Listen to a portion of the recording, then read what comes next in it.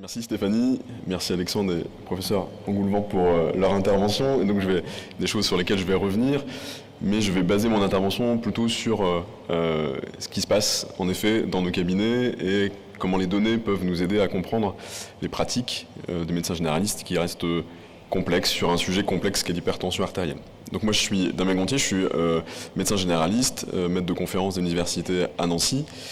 Le lien d'intérêt que je peux déclarer, c'est que je suis membre du bureau collège académique du CNGE et au secteur recherche. Ce lien d'intérêt est important puisqu'on vous parlera d'un projet de recherche par la suite sur cette thématique. Alors, je reviens rapidement sur ce que Alexandre et le professeur Engoulevent ont dit. Il y a 30% d'hypertendus, en tout cas parmi nos patientèles, 50% qui le savent, 47% qui sont traités et 55% qui sont contrôlés en moyenne. Et donc 1 sur 4 sont réellement contrôlés parmi les patients que l'on a. Et les patients hypertendus, en médecine générale, on en voit souvent, c'est une pratique fréquente, puisque les patients hypertendus voient à peu près 10 fois leur médecin traitant ou un médecin généraliste par an, et que pour 84% de la population a eu une mesure de pression artérielle dans l'année. Donc c'est un élément qu'on prend en compte, qu'on mesure et pour lesquels il faut prendre une décision très fréquente. On l'a vu, il y a le fait que les patients soient pas contrôlés ou insuffisamment contrôlés. On dit que l'inertie et l'inobservance sont les deux coupables, mais on a vu que ce n'est pas qu'une histoire de mesure, que l'inobservance et l'inertie avaient des déterminants multiples, sur lesquels je reviendrai après, qu'il y avait des enjeux de mesure, de seuil d'intervention, de recommandations différentes, sur lesquelles je ne vais pas revenir, qu'Alexandre vous a présenté et que le professeur Engoulevent également, qu'il y avait des stratégies aussi efficaces pour lutter contre l'apparition d'événements cardiovasculaires qui ne sont pas basés uniquement sur la pression artérielle, mais aussi sur l'évaluation du niveau de risque global. Et il y a des intentions qui montrent que lorsque celles-ci sont basées sur le risque cardiovasculaire et la prise en compte du risque cardiovasculaire global, ça permettait d'éviter de façon plus importante l'apparition d'événements cardiovasculaires. Et qu'en effet, l'inertie et l'inobservance, c'est la prise en compte aussi du contexte du patient et du contexte de soins, et que l'inertie avait plusieurs déterminants, notamment pour le médecin, et que le médecin prenait en compte l'incertitude diagnostique. Est-ce que, en effet, l'automesure était bien réalisée? Est-ce qu'on n'attend pas un peu pour diagnostiquer et poser le diagnostic d'hypertension? On prend en compte la complexité du patient, son contexte psychosocial, les difficultés ou les éléments de la relation, les éléments aussi de priorisation chez ce patient, avec les éléments de l'approche centrée patient et des perspectives patients, pour prendre en compte si on doit agir ou pas, la peur des effets secondaires pour majorer un traitement, et aussi l'écart ou l'adhésion aux recommandations, Alexandre l'a dit. Est-ce que c'est vraiment de l'inertie ou c'est plutôt une approche personnalisée pour adapter nos traitements et notre prise en charge? L'observance aussi a plusieurs déterminants. La littérature montre que l'observance dépend du niveau de littératie en santé, de la présence de comorbidités, du genre, de l'âge, du niveau socio-économique, éducatif, du niveau d'auto-efficacité, de la perception du risque. Donc tout est complexe et en médecine générale, on adapte et on utilise les recommandations en fonction du contexte du patient et du contexte de soins. Et on sait que l'inertie ou l'observance s'améliore lorsque la qualité de la relation et nos habiletés communicationnelles sont plus développées. Alors une fois qu'on est revenu un peu sur les approches un peu théoriques et sur la complexité de prendre en charge un patient hypertendu en médecine générale, qu'est-ce que nous apportent les données pour mieux comprendre ce qu'un médecin généraliste fait, quelles sont ses pratiques. Et là, on va utiliser et démontrer des données plutôt internationales, avec des études qui utilisent des grandes bases de données en soins primaires, notamment en Royaume-Uni, avec la base de CPRD, qui montre par exemple, sur l'étude à gauche, que le seuil diagnostique est plus élevé pour les patients qui n'ont pas de comorbidité par rapport à des patients qui ont plus de comorbidité, c'est-à-dire que on introduirait un traitement un peu plus tôt avec un seuil aux alentours de 150 mm de mercure pour un patient qui a plus de comorbidité, et pour un patient qui n'a pas de comorbidité, on accepterait un seuil d'intervention qui serait aux alentours de 160 selon les données décrites dans cette étude. Et ensuite, on voit que l'évolution de la tension est à peu près parallèle et que les trajectoires sont parallèles, même si le traitement est plus intensif, quelle que soit la présence ou non de comorbidité.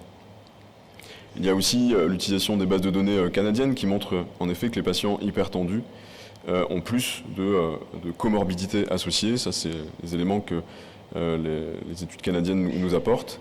Et puis, les études utilisant les données du CPRD nous montrent aussi que l'évolution de la pression artérielle n'est pas linéaire, et que là, par exemple, c'est une étude assez intéressante qui montre l'évolution de la pression artérielle quelques années avant le décès. Et on voit que la pression artérielle a tendance à diminuer de façon plus importante pour les quelques années avant que la personne décède par rapport aux gens qui survivent. Et donc voilà, ça c'est aussi des éléments importants à prendre en compte. Et en plus, l'évolution de la pression artérielle chute de façon plus importante, notamment pour les gens hypertendus, pour les gens qui présentent une insuffisance cardiaque, une fibrillation atriale. Et donc c'est aussi un élément de vigilance lorsque on réévalue, on adapte le traitement chez les personnes âgées et polypathologiques. Il y a aussi des données qui nous permettent d'évaluer, d'identifier les trajectoires thérapeutiques. Et on voit par exemple dans une étude utilisant aussi les données du CPRD que la prévalence des patients traités en fait augmente au fil des ans, puisqu'on voit qu'en 1988, donc c'est une étude qui a des données sur 30 ans, qu'il y avait à peu près 8% des patients traités, et puis en 2018, 20%, donc il y a quand même une évolution plutôt à la hausse, plutôt positive en termes d'introduction de traitement. Donc, il y a beaucoup de patients qui sont surtout en monothérapie, et qu'il y a 20% d'entre eux qui vont avoir plus de 3 classes de traitements différentes après l'échec de la première ligne. Et là on voit aussi l'évolution en fait du type de molécules utilisées, et on voit notamment l'évolution des inhibiteurs du système rénine-angiotensine qui était très peu utilisé en 1988 et qui a augmenté au fil du temps et qui sont devenus majoritaires en 2018, avec une diminution notamment des autres traitements, les bêta-bloquants notamment. Et puis ensuite, sur la figure de droite, on voit l'évolution des traitements de deuxième ou troisième ligne en fonction de la tolérance ou de l'échec du traitement de première ligne. Et là, on voit que par exemple sur les patients qui sont traités par diurétique thiazidique, lorsqu'il y a un échec de première ligne, qui sont plutôt orientés pour 26% d'entre eux vers un inhibiteur du système rénine-angiotensine sur 25% sur un ARA2. Les données aussi des bases de données permettent d'évaluer, d'avoir des éléments sur l'observance, et ça c'est des études qui utilisent les bases de données suédoises. Et on voit en fait que l'observance, alors dans l'étude il parle de persistance, qu'à 1 an, seulement 57% des patients sont observants, prennent leur traitement, et à 2 ans, ce n'est plus que 43%. Et qu'il y a des déterminants en fait sur cette moins bonne persistante, et le fait d'être un homme, le fait d'être jeune, et d'avoir une pression systolique peu élevée au début du traitement, participe à la moins bonne observance, c'est-à-dire que les patients qui ont des pressions artérielles plus élevées au moment du diagnostic sont probablement peut-être plus sensibilisés et en voient plus l'intérêt de prendre leur traitement qu'un patient qui a une pression systolique plus faible. Et aussi, cette étude permet de montrer qu'il y a sur l'adaptation thérapeutique. Et on voit qu'un patient sur 4 change de classe dans les 2 ans, et que pour seulement 21% de ces patients, ils avaient une pression artérielle enregistrée avant le switch. Donc c'est-à-dire que la décision de changer n'était pas basée uniquement sur les données de pression, mais sur d'autres éléments.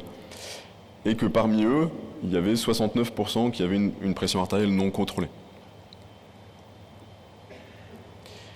Un élément aussi intéressant pour savoir comment quelle est la perception aussi de l'hypertension artérielle et comment on l'enregistre dans nos dossiers.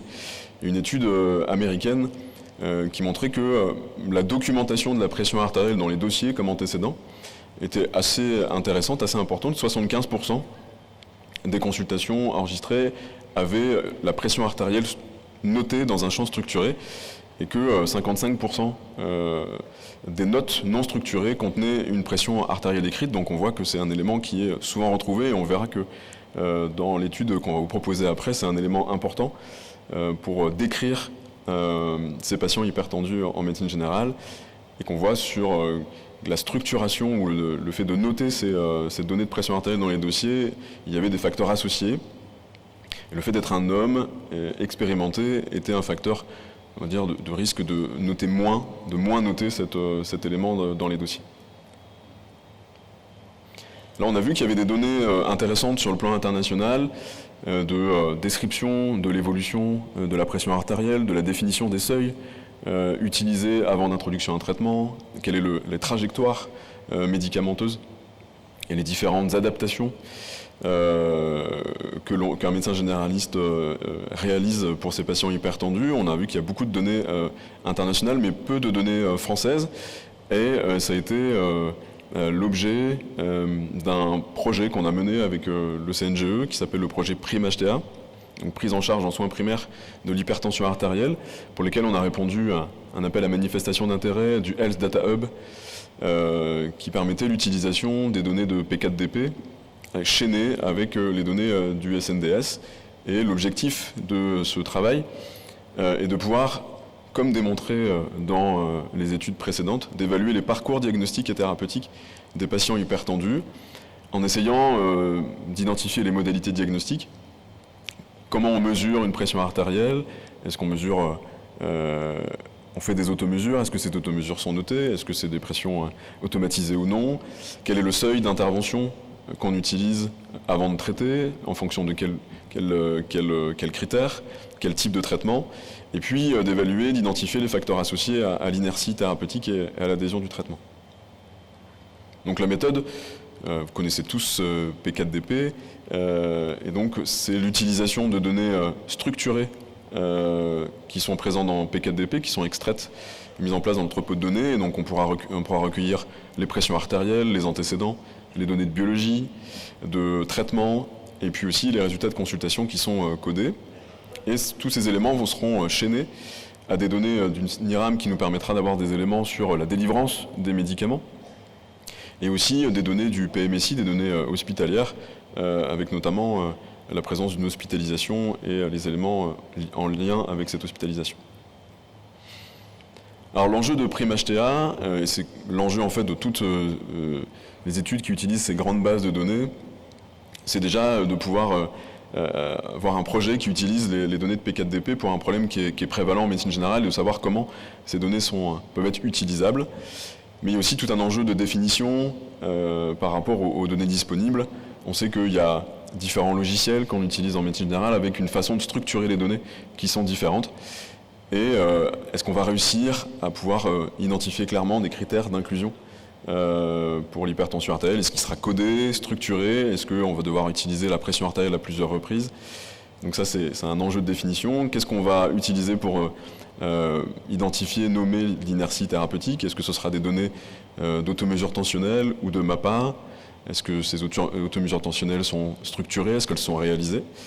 Et puis ensuite, on pourra avoir des données sur l'observance, avec notamment le décalage entre les prescriptions que l'on peut faire, nous, en médecine générale, et la délivrance du médicament qu'on peut retrouver notamment dans les données du SNIRAM. Merci pour votre attention.